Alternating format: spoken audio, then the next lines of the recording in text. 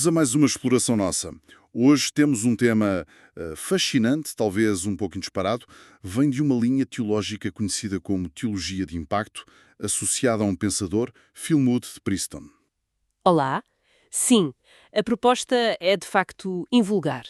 Liga o batismo de João Batista, lá no Rio Jordão, à descida da Jerusalém celestial que lemos no Apocalipse. Exato.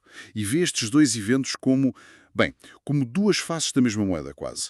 Manifestações verticais no mesmo ponto geográfico onde o divino toca o terreno. Essa é a ideia base. Precisamente.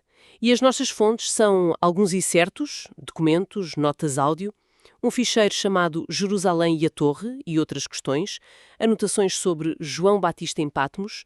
O nosso objetivo aqui é tentar perceber a lógica disto. Sim. Como é que estes eventos que parecem tão diferentes e distantes no tempo podem estar ligados por um eixo comum, físico e espiritual? Exato.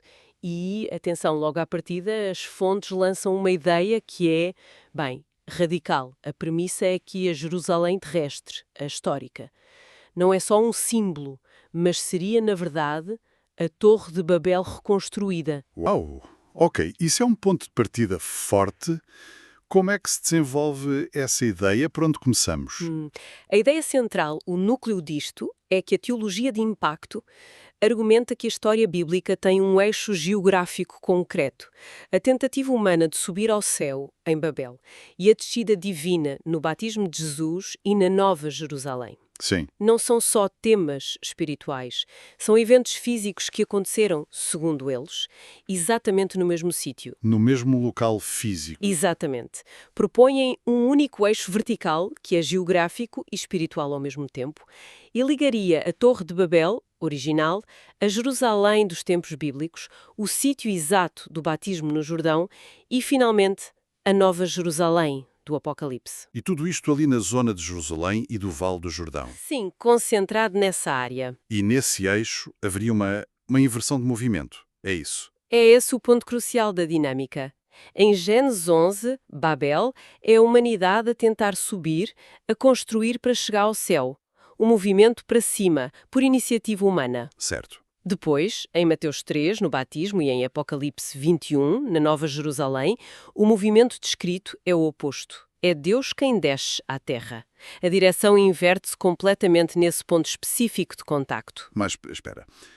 Identificar Jerusalém, fisicamente, como a Torre de Babel reconstruída, isso parece simplificar muito a história. Jerusalém foi construída e reconstruída tantas vezes por tantos povos. Pois, é uma afirmação controversial. A justificação que dão baseia-se numa leitura muito específica de certas passagens. Dizem que Jerusalém não tem só uma ligação simbólica a Babel, mas é a sua continuidade física. Física? Como assim? Sugerem que foi construída sobre os mesmos fundamentos, talvez até com materiais da Babel original. Citam Gênesis 11, verso 2, sobre a planície de Sinar, que eles identificam com aquela região. Apocalipse 11.8, onde chamam a Jerusalém Sodoma e Egito. Apocalipse 17.18, a grande cidade que reina sobre os reis da terra. E até detalhes sobre materiais de construção em Apocalipse 21. Quer dizer, nesta visão, não são duas torres, dois projetos diferentes, mas a mesma coisa em fases diferentes, com a mesma ambição original. Exatamente.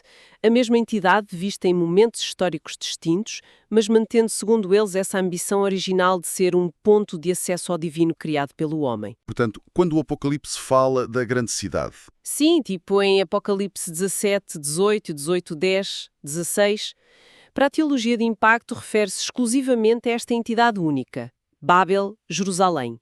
Excluem outras opções, como Roma, por exemplo. O foco está sempre ali, naquele local. é de facto uma perspectiva muito focada.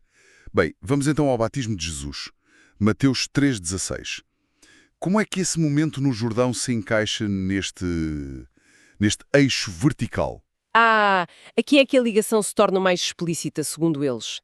O batismo é visto como o primeiro toque visível, intencional, da descida divina sobre este eixo agora reativado. Como assim, reativado? O relato de Mateus é lido de forma muito concreta. Diz que os céus se abriram.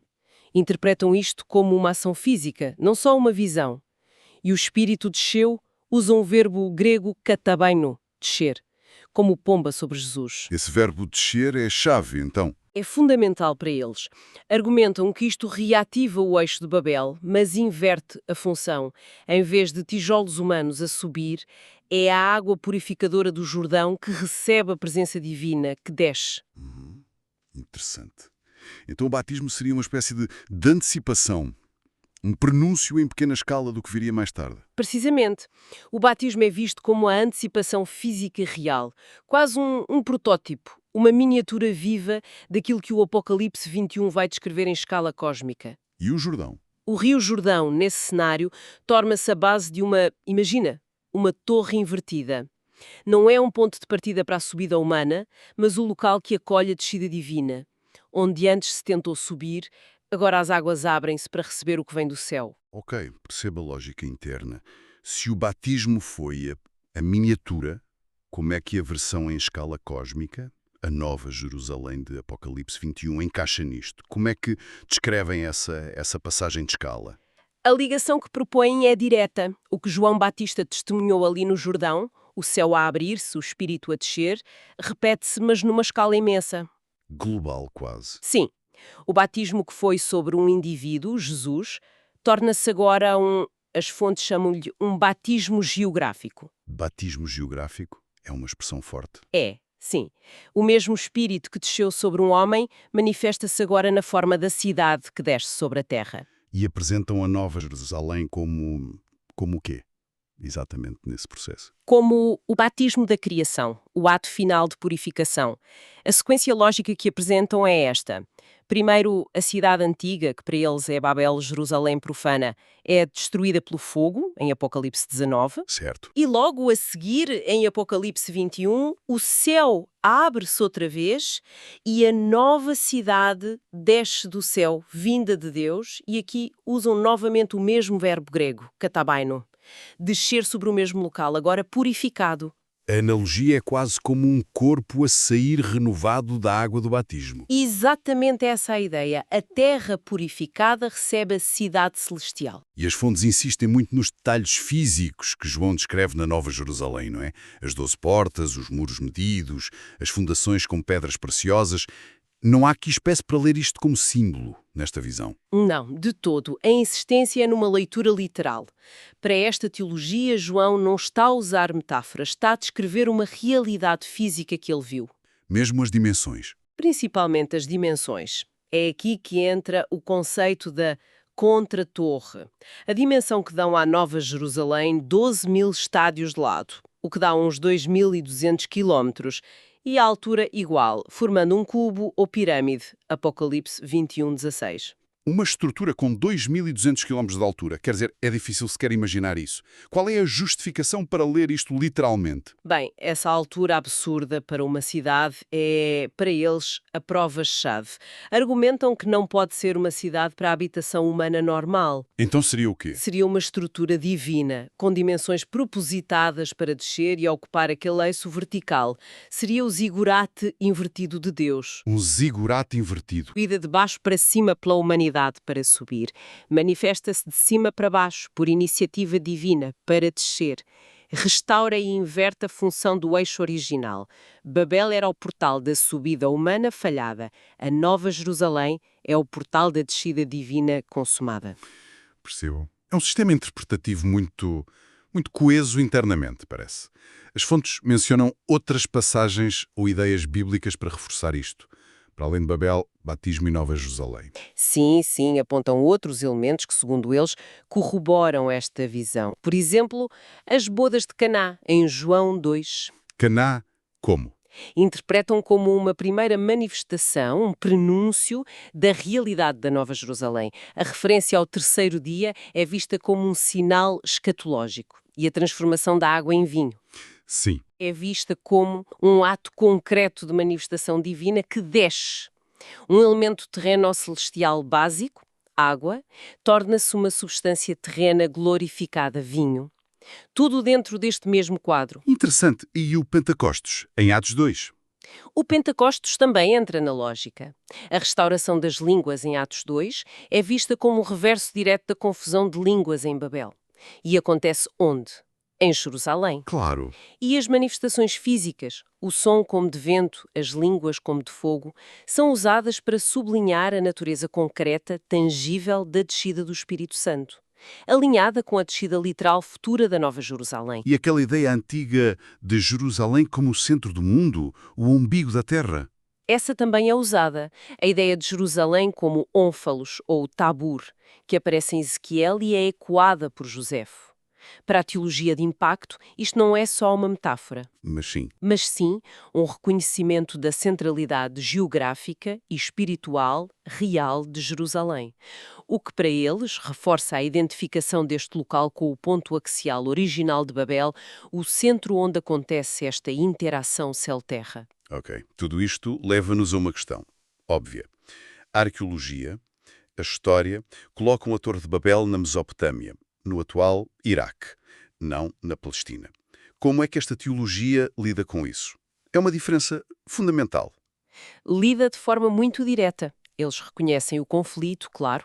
As fontes deixam claro que é uma escolha metodológica. Que escolha. Privilegiam o que consideram ser o testemunho ocular e revelado de João Batista, tanto no Evangelho como, principalmente, no Apocalipse, acima dos dados da arqueologia ou da historiografia. Quer dizer que acreditam mais na interpretação deles do texto do que nas escavações. Essencialmente, sim. Argumentam que João, no Apocalipse, quando descreve a queda da Babilónia, está a identificar essa Babilónia com a Jerusalém do seu tempo, que, nesta visão, é a Babel reconstruída. Portanto, Apocalipse 18 e 19, a queda da Babilónia, seria sobre Jerusalém. Seria um relato profético de eventos históricos e concretos ligados a Jerusalém, não uma alegoria sobre Roma ou outro lugar. Isso coloca quem estuda isto perante um dilema, não é? Que tipo de evidência valorizar? Exatamente, é uma escolha. Ou se aceita esta interpretação textual, baseada nos métodos de exegese que eles defendem, como rigorosos e focados na intenção original do autor bíblico, e essa interpretação leva a esta conclusão sobre Babel-Jerusalém. Ou então mantém-se os dados arqueológicos e históricos que apontam para a Mesopotâmia. A teologia de impacto defende a primazia da revelação textual, interpretada desta forma específica. E mencionam mais alguma coisa. Uma pista em Atos 2, talvez? Ah, sim. Um detalhe no relato de Pentecostes, em Atos 2, versículos 9 a 11. Na lista de onde vinham os judeus presentes em Jerusalém, diz: partos, medos, elamitas e os que habitam na Mesopotâmia, Judeia. Mesopotâmia, Judeia. Exato. A teologia de impacto sugere que esta justaposição Mesopotâmia-Judeia talvez não seja por acaso.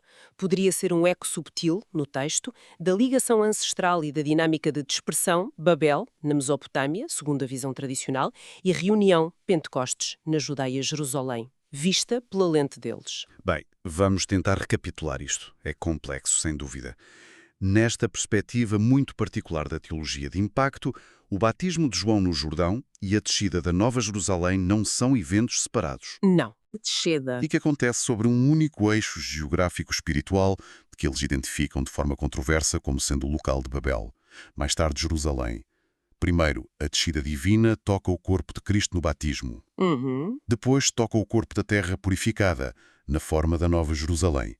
E o verbo grego, kataveino, descer, é importante em ambos os contextos. Correto. E o significado disto tudo, se fosse aceito, seria oferecer uma narrativa bíblica muito unificada de Gênesis a Apocalipse e muito literal. Tudo centrado numa localização física específica. E na inversão da dinâmica? Sim, a inversão.